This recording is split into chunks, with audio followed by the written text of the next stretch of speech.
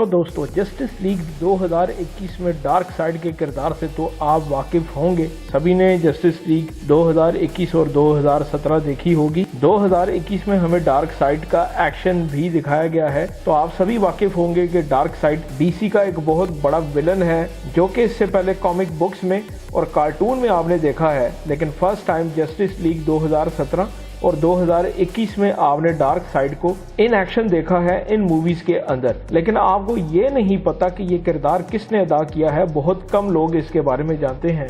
और इसके साथ साथ आप ये भी जानना चाहेंगे कि क्या ये किरदार किसी इंसान ने अदा किया है, यानी कि किसी एक्टर ने इसको निभाया है, जैसे कि थैनोस का करैक्टर एक इंसान ने निभाया है, तो क्या डार्क साइड का करैक्टर भी किसी इंसान ने निभाया है?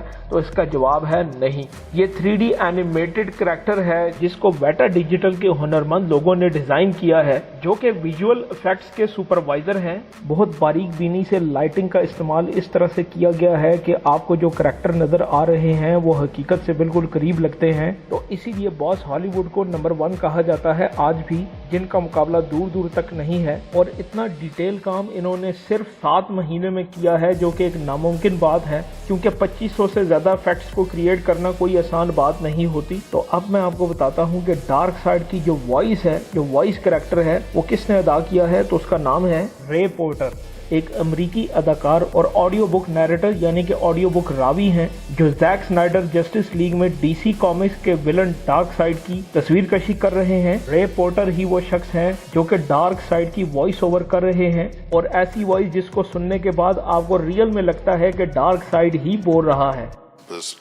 I have turned 100,000 worlds. I have turned 100,000 worlds to dust. तो अगर आज का ये व्लॉग आपको अच्छा लगा तो चैनल को जाते जाते जरूर सब्सक्राइब करें,